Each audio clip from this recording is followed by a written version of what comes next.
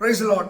ஆண்டவராகிய இயேசு கிறிஸ்து நாமத்திலே உங்களை வாழ்த்துகிறேன். தேவனுடைய பிரசன்னமும் கிருபையும் உங்களோடு இருப்பதாக. சங்கீதம் 147 சங்கீதம் 11 வசனம், தமக்கு பயந்து தமது கிருபைக்கு காத்திருக்கிற மேலே அவர் பிரியமாயிருக்கிறார். பாருங்க, ஒரு அழகான ஒரு வார்த்தை.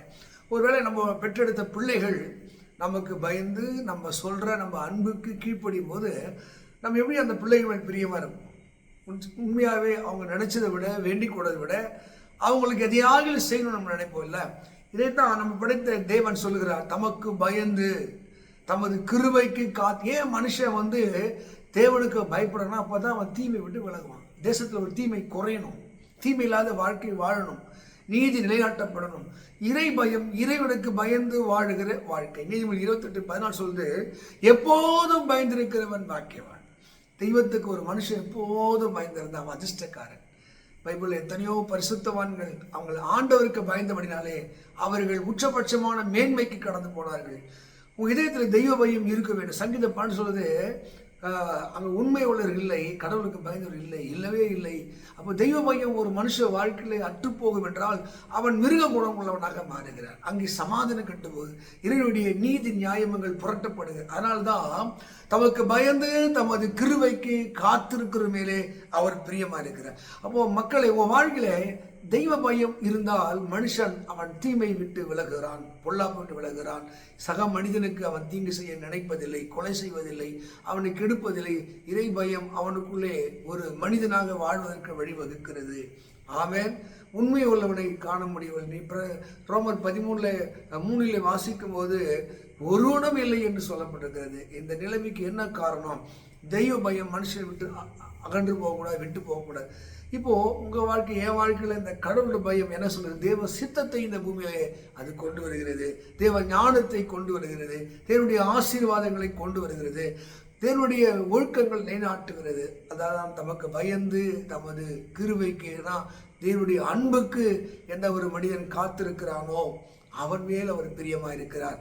நம்ம வாழ்விலே நாம் தேவ அன்புக்கு காத்திருக்கும் போது, தேவ அன்பை உணர்கிற போது, இந்த அன்புக்கு தன்னை ஒப்பு கொடுக்கும் போது ஒரு வார்த்தை நிறைவேறுகிறது, தேவன் அன்பாகவே இருக்கிறார். அந்த அன்பில்லாதவன் தேவனை அறியான் என்று எழுதப்பட்டிருக்கிறது. அப்படி அன்பற்றவளாக இருக்கும்போது கடவுளுடைய குணங்களையும் சுபாவனை அறிந்து கொள்ள முடியாது.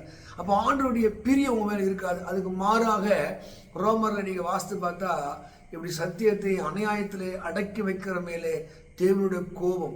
அப்போ மனுஷன் எப்பொழுது தேவனுடைய கோபம், தேவனுடைய நீதியை, தேவனுடைய சத்தியத்தை, உண்மையை அவன் புறமே தள்ளின போதுதான் அங்கே ஆண்டுடைய கோபத்துக்கு ஏதுவாகிறான்.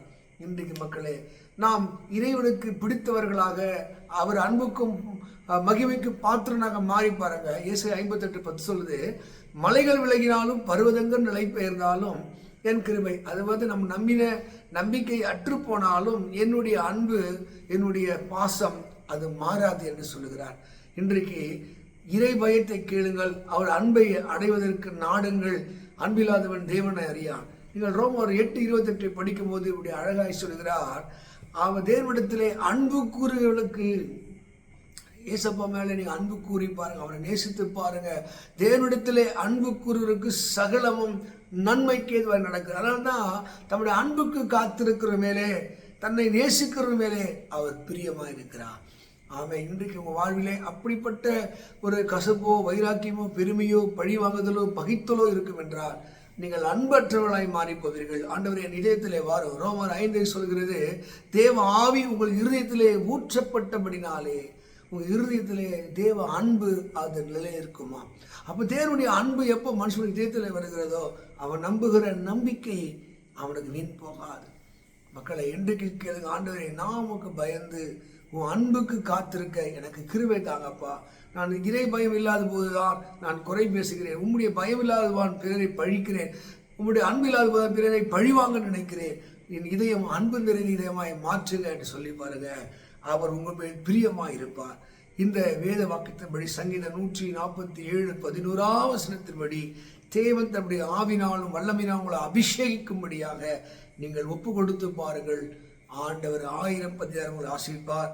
அன்பில்லாதவன் தேவனை அறியான், அவர் கிருபை என்றும் உள்ளது. தம்மை நம்புகிறவர்களுக்கு, தம்மை தேடுவர்களுக்கு அவர் கிருபை அளிக்கிற தேவனாய் இருக்கிறார். ஆண்டவருடைய ஆசீர்வாதத்தை நீங்கள் பெற்றுக்கொள்ளுங்கள். தேவன் உங்களை ஆசீர்வதிப்பாராக. ஆமென். God bless you. God bless you.